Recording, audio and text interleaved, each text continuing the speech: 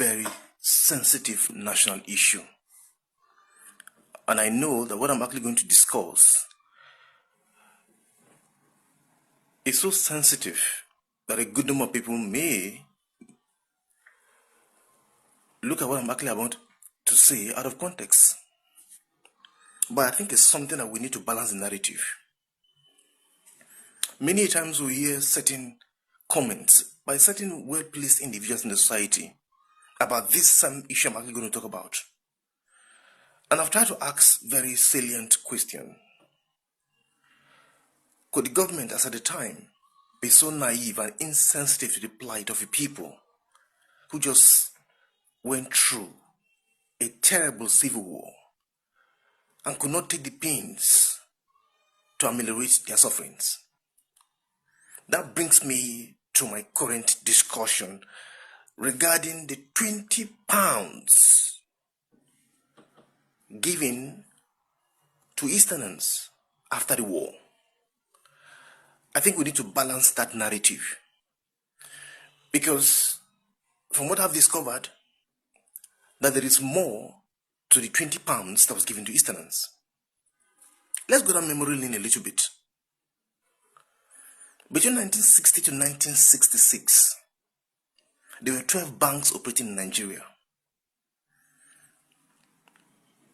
And from these 12 banks, they had over 240 branches scattered across the country. So 12 banks, and these 12 banks aggregate actually have 240 branches scattered around the country. Now, the banks were simply established at the time to serve colonial interest. And they were largely concentrated in the urban areas. The central bank at the time was established in 1959 to 1960. And her role then was in the issuance of national currency. And so we had limited information regarding the number of Nigerians who had bank accounts as at the time. So what that meant was that as at the time, between 1960 to 1966, most Nigerians actually had their own transactions in a crude way and not through the banking system. Very few had access to banking system as at the time. In 1997, Tony Lumelu said that less than 10% of the 110 million Nigerians at the time had bank accounts. This was in 1997. Now take it 3 decades backward. In 1967, if as at 1997, less than 10% of Nigerians had access to bank accounts or had bank accounts, then begin to imagine how many Nigerians had bank accounts as far back as between 1960 and 1967. There were very few. Now, if there were very few, it then means that most of the transactions by Nigerians at the time was not within the banking system. Now, when the crisis broke out in 1966, the program, a good number of Easterners were targeted. Easterners now as a block were targeted. Now, during this panic mood, a good number of them ran back to the East with their belongings, their goods, and their cash, liquid cash. Now, when they ran back to the East as at the time, with liquid cash, the currency as at the time had not been changed. So what that means was that what they had was still the legal tender. Now, those who had bank accounts, not now that the system has been kind of, it has been streamlined and the networking is so perfect now that you don't have to run from Aba and come to Kaduna to access banking services.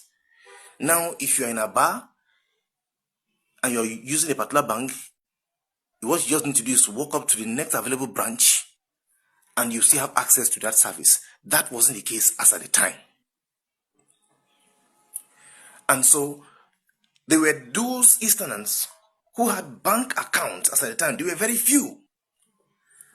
And the banks were outside the East as at the time, either in Kaduna or in Kano or in Lagos or in Abeokuta. They were outside of the East as at the time. Now, these ones, when they ran back to the East, as at the time, their banks were still functioning. And so some of them simply went back to the East with liquid cash, and they had some reserves in their account. There were those again who had no account and simply went back with liquid cash. And then there were those who were based in the East as at the time and had bank accounts in the East. Now these were the three groups of people, the three category of people. Now, because of the crisis and the panic at which very many of them left their place of residence back to the East, a good number of them went back to the East and were still using that same currency. The Yakubu Gowon-led government, as at the time, enacted a decree in December 1967 for a change in currency by January 1968. By 2nd January 1968, a new currency was introduced by General Yakubu Gowon, the General Yakubu Gowon-led government. The reason for the change in currency was simply because the government actually said the Eastern Regional Government, the breakaway Eastern Regional Government, had over 40 million pounds in their possession. Monies, allegedly, according to them, that were looted from the central banks in Benin as at the time, in the East and in Benin. And so to prevent them from using such huge sums of money to prosecute the war, they needed to change the currency. And so by January 1968, 2nd January 1968, a new currency was introduced. By January 29th, 1968, the Biafran government of Ojukwu responded and introduced the Biafran pounds. Now, those who had liquid cash, like I said, the second category, those who had liquid cash and ran back to the East with them, were simply called upon to change this currency that they had for the Biafran pounds that was the legal tender then in the East, or in Biafras at the time. And then you had those again who had bank accounts, and also they also came with liquid cash again, and this set of people also changed their Nigerian pounds for the Biafran pounds. And then you had those again in the East who were based in the East and had bank accounts in the East, and also those people also brought themselves out to change their own currency. Why am I actually saying this? I think we need to put these things to perspective and let us have a balanced narrative of what's actually going on. Because we hear people say after the war we're simply given 20 pounds and we're able to recover. Of course, well, that was quite unfortunate. But was it only the 20 pounds? Was it only the 20 pounds? I think the answer is no. So let us have a well-balanced narrative. And that's simply the reason for this particular video. Now, when the war ended in 1970, people now needed to go back. People now needed to pick up their bits and pieces and start up life again. This same issue of the currency now and what actually happens to those in possession of the Biafran currency actually came up. And this matter had to be resolved. And we keep hearing people say, oh, we're only giving 20 pounds regardless. I think that was not actually the case. Those who had Nigerian accounts, who had accounts in other parts of the country, outside of the East, and those accounts were still functioning, and they could prove beyond reasonable doubt that those accounts were theirs, got their full money back. Nobody denied them, they got their full money back. And nobody's actually saying that. And then the second category again were those who had Nigerian pounds with them and refused to change them given the stipulated time. Those ones got nothing. And then you had those again who commingled their Nigerian pounds with the Biafran pounds. Those ones who they had accounts and they commingled the Biafran pounds with the Nigerian pounds in their passbook. Those ones actually got 20 pounds. And then the government also introduced a resettlement plan.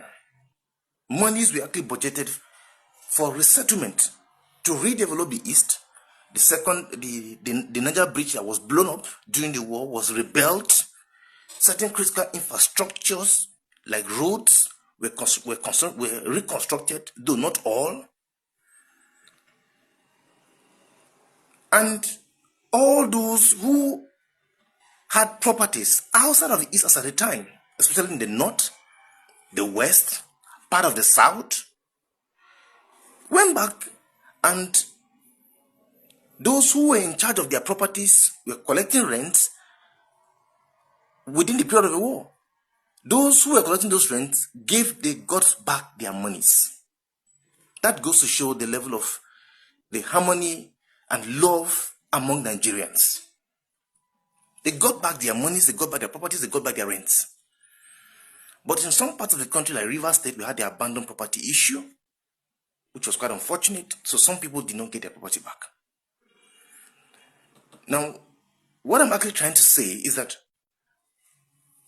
the 20 pounds was an ex gratia. It was more like a grant to support them, to support all those who had Biafran currencies and could not sufficiently prove the monies they had in their bank accounts. They were given 20 pounds. But those who had bank accounts outside of the East and had sufficient proof got their entire money in full. Nobody cheated them. And mind you, because of the war, there was massive destruction in the East at the time. And so most of the records were destroyed.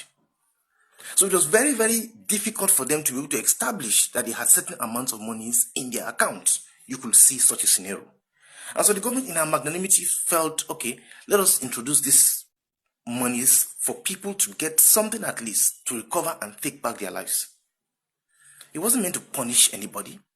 It wasn't meant to punish the East as at the time. If the government actually wanted to refund all monies back, it would have consumed over 60% of the national budget. And they never had the funds to be able to actualize that, given the fact that they just recovered from the war. But here's the interesting thing. The Easterners, as resilient as they are, fought back. The Igbo apprenticeship system grew rapidly immediately after the war. And a good number of them have not only recovered, but you may not even know if the East actually went through a terrible civil war. The Americans actually fought a civil war between 1861 to 1865. And a similar issue actually unfolded as at the time. The Confederate States of America actually introduced their own currency, the gray bag, as against the green bag. Was the government of Abraham Lincoln magnanimous at the end of the war? The answer is a no. The 14th Amendment of 1868, Section 3 and 4. Section 3 actually outrightly banned any Confederates from any federal or state position in the United States of America. And Section 4 outrightly banned any Confederate debt and currency. So we could see how draconian the American actually handled the Confederates as at the time. I'm only just trying to juxtapose that to understand the magnanimity of the government of Yakubu Gowon.